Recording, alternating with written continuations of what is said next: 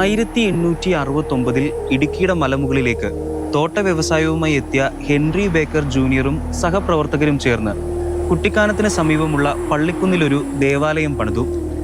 1.5 നൂറ്റാണ്ടിനിപ്പുറം പഴമയുടെ പുതുചരിതമേന്തി നിൽക്കുന്ന ഈ ദേവാലയം വിനോദസഞ്ചാരികൾക്കിടയിൽ ഒരേ സമയം കൗതുകവും വിസ്മയവും ഉണർത്തുന്നതാണ്.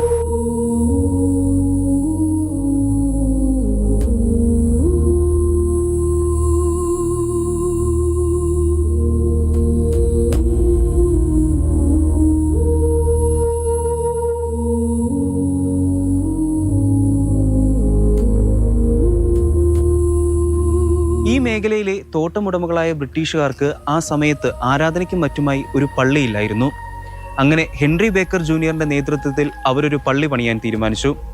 അന്നത്തെ തിരുവിതാംകൂർ മഹാറാണിയായിരുന്ന റാണി സേതുലക്ഷ്മിബായി തമ്പുരാട്ടിയാണ് 15 ഏക്കർ 62 സെന്റ് സ്ഥലം അവർക്ക് പള്ളി പണിയാനായി വിട്ടു നൽകിയത്. ഇതാണ് ഈ പള്ളിയുടെ ഉൾഭാഗം. പഴയ ബ്രിട്ടീഷ് നിർമ്മാണ രീതിയിലാണ് ഈ പള്ളി പണിതിരിക്കുന്നത്. കല്ലുകളും കുമ്മായവും അതുപോലെ തന്നെ തേക്കിൻ്റെയും ഈട്ടിയുടെയും മറ്റും തടികളൊക്കെ ഉപയോഗിച്ചാണ് ഈ പള്ളി പണിതിരിക്കുന്നത്. ഈ പള്ളി പണിയാനായിട്ട് എത്ര രൂപ ചെലവായിട്ടുണ്ടെന്നറിയാവോ? അന്നത്തെ 800 രൂപ.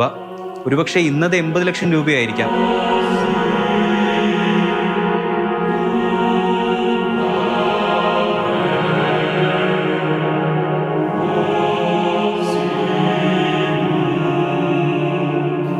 യഥാർത്ഥത്തിൽ ഇതിൻ്റെ കാര്യമായ പണിയിലുള്ള നമ്മൾ റീകൺസ്ട്രക്ഷൻ ഒന്നും ഇതുവരെ ചെയ്തിട്ടില്ല.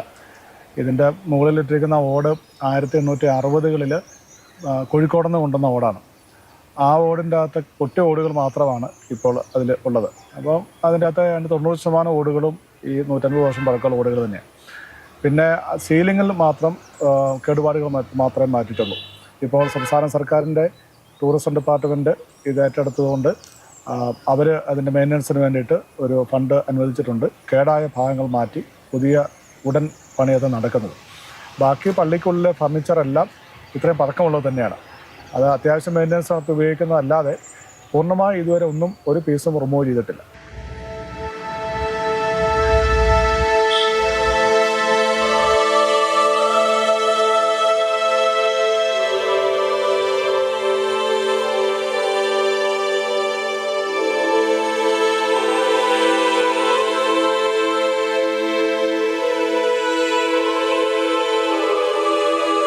ഈ കാണുന്നത് ഇവിടുത്തെ പുരാതന ബ്രിട്ടീഷ് സെമിത്തേരിയാണ്.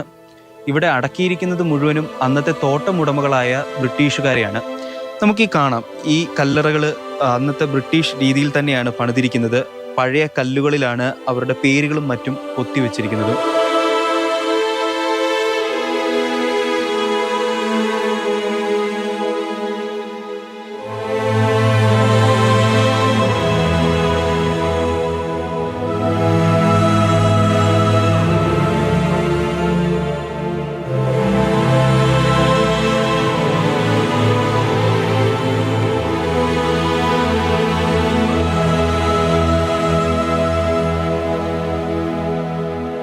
ജോൺ ഡാനിയേൽ മൺറോ എന്ന JD മൺറോ, അദ്ദേഹത്തിൻ്റെ കല്ലറയാണ്. മൂന്നാറിൽ നമ്മൾ ഇന്ന് കാണുന്ന തേയിലത്തോട്ടങ്ങളൊക്കെ ആരംഭിച്ചത് JD മൺറോ ആണ്.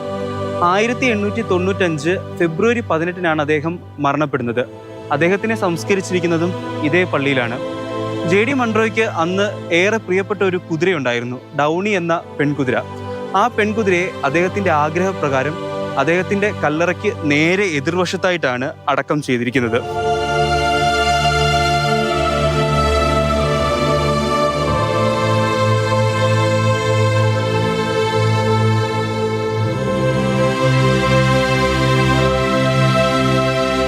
പുതുതലമുറയ്ക്ക് ചരിത്രം പകർന്നു നൽകാനായിട്ട് ഈ പള്ളി ഇതുപോലെ തന്നെ നിലനിൽക്കട്ടെ. നിഖിൽ ജോസഫിനൊപ്പം നിതിൻ തോമസ്, മാതൃഭൂമി ന്യൂസ്, കുമളി.